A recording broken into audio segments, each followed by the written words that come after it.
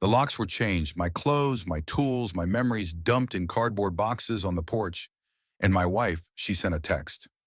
Just a few words that shattered 7 years of marriage. You're no longer welcome in my house. Her house.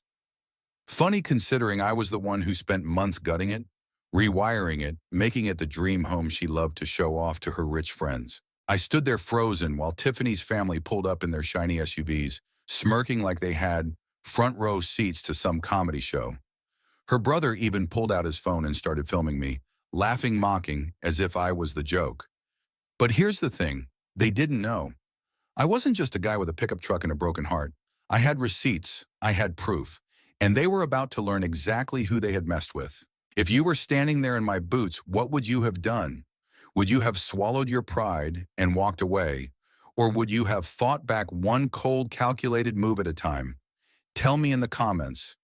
And if you believe in standing your ground when life knocks you down, make sure to subscribe. There's a lot more to this story. My name's Alexander Washington. Most folks just call me Alex. I'm 37 years old, born and raised in Atlanta, Georgia. I'm an electrician by trade. Not flashy, not fancy. But I built something with my own two hands, a small business that paid the bills, kept a roof over my head, and let me live on my own terms. I met Tiffany about 9 years ago at a local real estate event. She was this whirlwind of designer clothes, expensive perfume, and big dreams.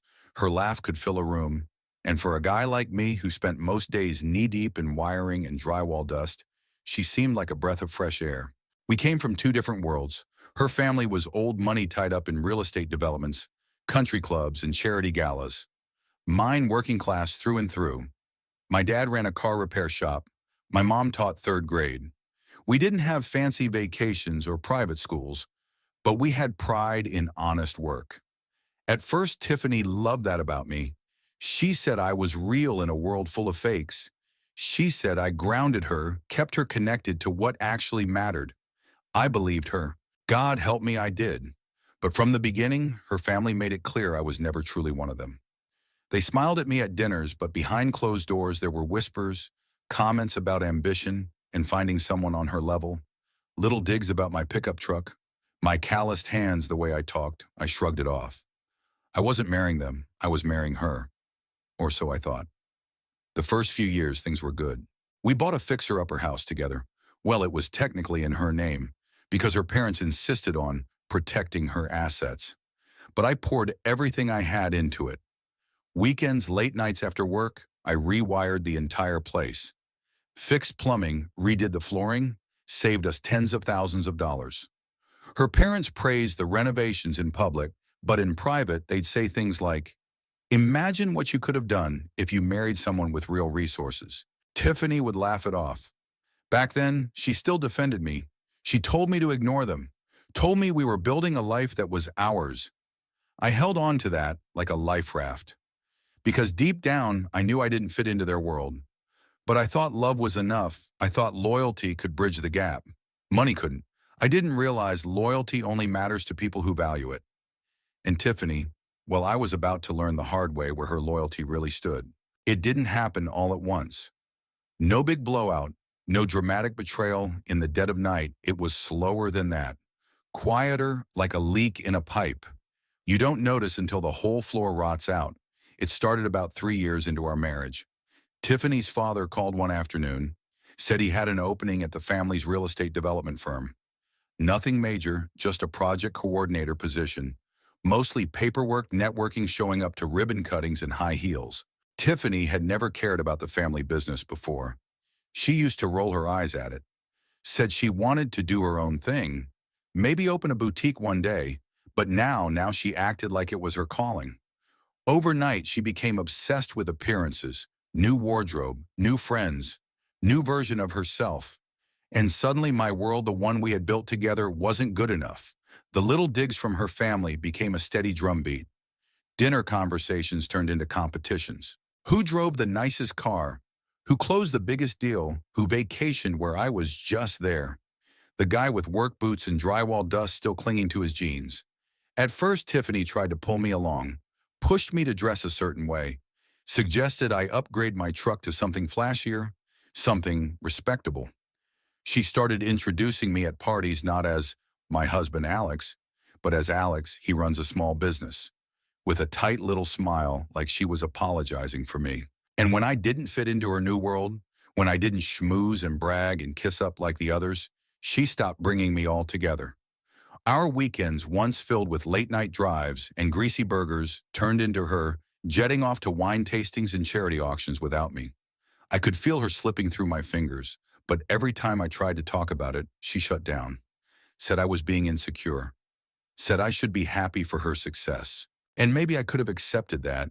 Maybe I could have learned to live with being left behind if it had just been about the parties and the clothes and the fancy dinners. But it wasn't. It was the way she looked at me now, like I was a burden, an embarrassment, a relic from a life she was trying to erase. And still I stayed, because that's what you do when you love someone, right? You stay, you fight for the life you built together. Even when they start building a life without you, the moment it all truly shattered wasn't some screaming match. There were no slammed doors, no broken plates. It was quieter than that. Colder. I had been out of town for a couple of days, working a tough job about 2 hours away. Long days, cold nights, just me, my crew in a half-built apartment complex that needed rewiring from the ground up. I was bone tired when I finally pulled into our driveway, or what I thought was still our driveway. The porch light was off. The windows were dark. That strange sinking feeling hit me before I even touched the doorknob. Because the key, the same key I'd carried since the day we moved in, didn't fit anymore. I jiggled it, tried again. Nothing. I stepped back, and that's when I saw it. Two cardboard boxes sitting on the porch. My boxes, my clothes, my tools. My framed photo of my dad and me from the day I opened my business. There was no note, no explanation, just a text from Tiffany. 5 words that punched harder than any fist. "You're no longer welcome here." I called no answer. I pounded on the door. Nothing. 10 minutes later, her brother and 2 cousins pulled up in their shiny new trucks. They climbed out grinning like they were about to watch a football game. Phones already recording, Tiffany appeared in the doorway, arms folded cold as ice. And with that same mocking smile she used to save for her family's snide jokes, she said loud enough for the cameras, "Alex, you need to leave. You're not my husband anymore." When I demanded to know why, when I pleaded for her to talk to me, like the woman I had married, she just laughed. And then the real knife? She accused me of cheating, of betraying her. I felt the ground shift under my feet. I couldn't even speak. All I could do was watch as her family filmed my humiliation. The boxes, the accusations the man they'd always thought was beneath them, brought low for everyone to see. It would have been so easy to lose it, to scream, to cry, to fight. But instead, I picked up the first box, held my head high, and made a decision right then and there. If they wanted a war, they were about to get one. And this time I wasn't playing by their rules. The first thing I did was leave. Not because they told me to, but because I refused to give them the show they were so desperate for.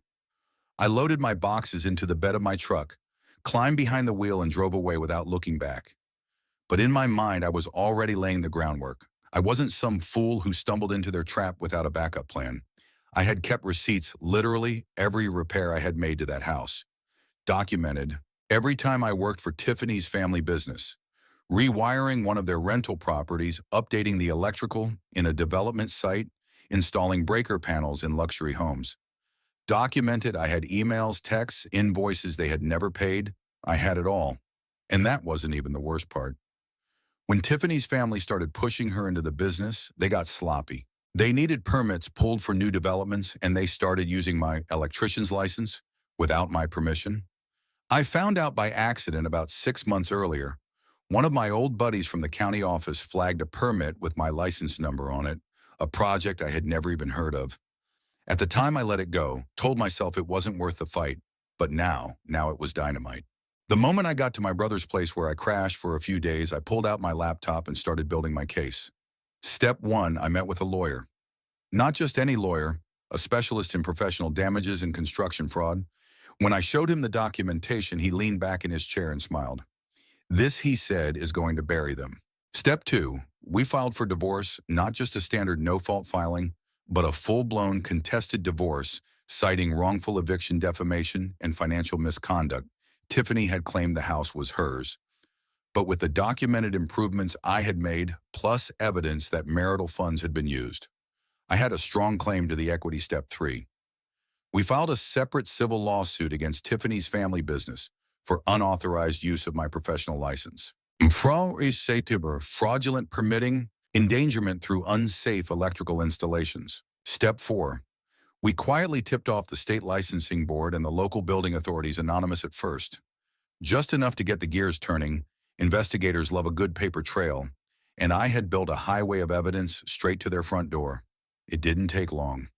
Within weeks, the building inspectors started showing up at Tiffany's Family Development's clipboard in hand, hard hats on shutting down sites left and right.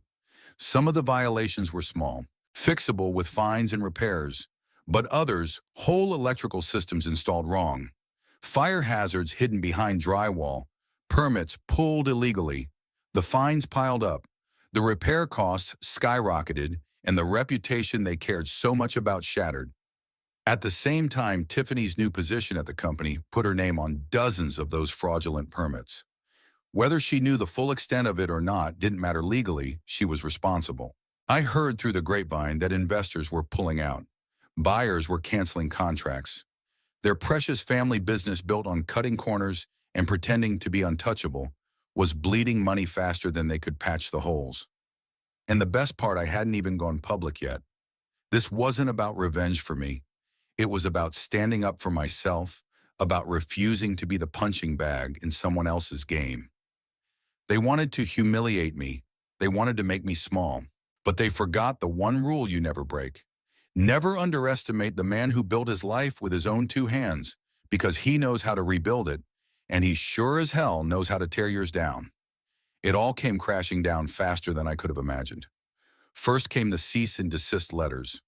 The licensing board officially suspended my certification temporarily. Not because I had done anything wrong, but because my license was now tied to dozens of fraudulent permits. Pending investigation. That should have scared me, should have made me panic. Instead, it made me furious and determined. My lawyer was ready. We filed a counter motion immediately detailing exactly how my credentials had been used without consent. We submitted copies of emails, text messages from Tiffany's father and brother, thanking me for covering them on jobs I had never even seen. Within a week, the board cleared me, fully reinstated my license, and turned their full attention to the real culprits, Tiffany's family business. Meanwhile, building inspectors issued stop work orders on 5 major developments. Contractors pulled out. Buyers demanded their deposits back. The local news caught wind of it. Suddenly, there were headlines. Luxury developer under investigation for permit fraud. Unsafe electrical installations spark outrage. Investors fled fast. Without financing, half-finished properties sat rotting in the Atlanta heat, and the lawsuits started pouring in. Families who had bought dream homes discovered dangerous electrical issues, faulty wiring that could have burned their homes to the ground. All because Tiffany's family had cut corners and slapped my name on it like a magic stamp. People demanded refunds, repairs, damages. The family's business hemorrhaged money. Insurance refused to cover fraud. Their assets were frozen during the investigation. Their accounts drained by legal fees. And Tiffany wasn't just collateral damage anymore.